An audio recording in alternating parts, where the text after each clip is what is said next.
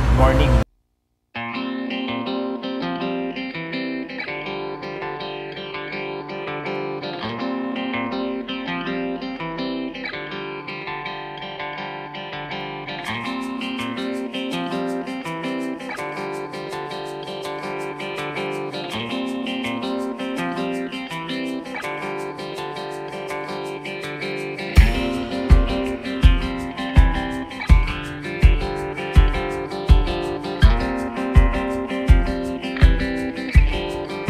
Makati sa aming project.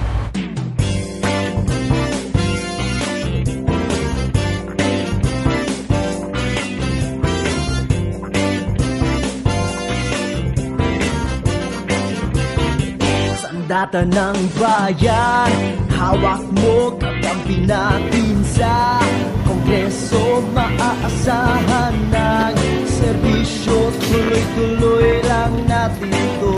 This time, nandito na po kami sa along Coastal Road, no? Cavitex. So, going to Makati, no? So, ang oras ngayon ay mag-alas 7. So, ang call time namin ay 8:30. So, habol na naman ang oras. So, malapit na po kami sa toll gate ng Cavitex along Coastal Road. So now nakapila na kami. So around more than pang 10 kami dito sa toll gate. Finally kami na.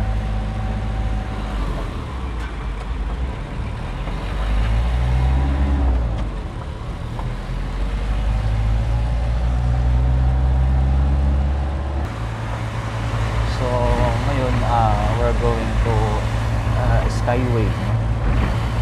So dito kami dumaan, iwas traffic doon sa may Baclaran, no? So kami na Airport Skyway. So ang labas namin ito going to Magallanes. So walang traffic, smooth ang biyahe. Ayun, diretso. So ito po yung sitwasyon ng airport ngayon. Napakaluwag, no? So halos walang biyahe ang mga eroplano. And then salitan lang, wala masyadong biyahe. So for now, nasa taas na kami ng toll gate along Ninoy Road,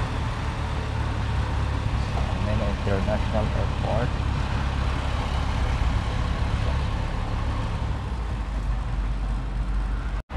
We are here now from SLEX going to EDSA. So mabilis yung biyahe. Pag maaga ang alis, walang traffic, no? So sa lahat ng agang pumasok, agahan yung pasok para walang traffic. And then packet na po kami na from Magallanes to EDSA. Okay, so pa EDSA. Ayun, so we are now in EDSA. So matatanaw na natin kung ano ang sitwasyon ng EDSA, ma-traffic mo o hindi. Ayun, so sa kasalukuyan, ito na ang traffic. So nagsimula ang traffic sa oras ng alas 7. So traffic na. So kailangan mong makisingit natin dito sa traffic ng EDSA. So pa-tunnel na po kami. So, ayan po ang sitwasyon ng EDSA July 22. No, so hindi naman siya ganong ka-traffic, tuloy-tuloy pa rin naman ang takbo ng sasakyan. So hindi masyadong ma-traffic, tuloy-tuloy pa rin yan. So for now, nakalabas na kami ng tunnel. So we are now in Boni Station along EDSA. So ngayon, kakaliwa na po kami going to Rockwell, no? So ang pupuntahan po namin ay Poblacion, Barangay Poblacion, Makati. So nag-Rockwell po kami para mas mabilis ang way kung saan ang location ng area na napupuntahan. So paakit na po ang aming sinasakyan. Going here, EDSA. Going here naman northbound. So we are now in Rockwell area. So mabilis naman po ang biyahe. And then kakaliwa dito.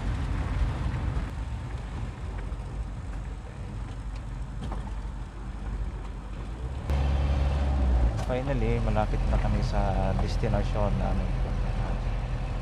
So nasa Barangay Rockwell o Barangay Poblacion area na kami. So now nandito na kami sa Barangay Kalayaan, San Isidro. So yan. So kanan po si Kuya diyan. At yung pupuntahan po namin ay ito pong restaurant, Alamat Restaurant. Everybody kumakat mo sa... Hello guys, so ito yung ginagawa namin. So nag-ayos kami ng walk-in chiller. So kakabitan po namin ng plastic coating. So ito po siya. So sa ngayon, inasimbol na namin yung plastic coating. Kinap namin yung sukat at naglagay na kami ng clip.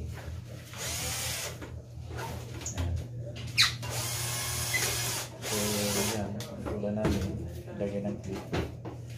And then ilagay namin dito. So wala pa siyang plastic coating. And then second step namin, magpapalit kami ng control ng chiller na to. So ito po yung Alamat Restaurant. At ito naman yung assemble niya, yung controller.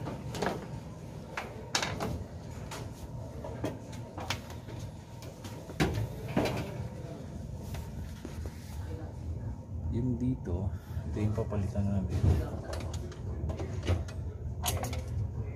So isigulungit namin yung controller. Kasi nagloko ko yung controller na to, hindi ko nagkat-in sa cut-off sa controller. So i-plug off muna yung breaker. So palitan na yung controller. Ito yung preset. So naka-on pa siya. And then off. So wala na. So ayan mga ka-Aircon Tech, no? So napalitan ko na siya ng controller. So ito na po siya. So hindi ko na ma-shoot kanina dahil marami po kami ditong bisita. So pinalitan ko siya ng controller from Pixel controller to DI controller. So ngayon ito yung nakaset na siya sa 0. So ngayon ang ano na is nasa 1 centigrade. So malapit po siya mag-cut off. Guys, nag-cut off na yung temp control. So nasa 0 degree na po yung kanyang temperature. So yun. So ito po yung Alamat Restaurant. Titignan ko sa loob.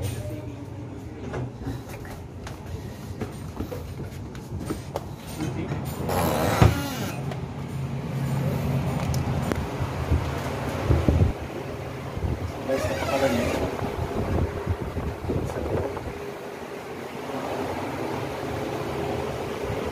So ito po yung mga beer ng mga customer. Yan po siya. So kailangan naka-chill yung beer. Malamig dapat. Okay. And then ating fat, no? And then na-install na namin yung plastic coating. Okay.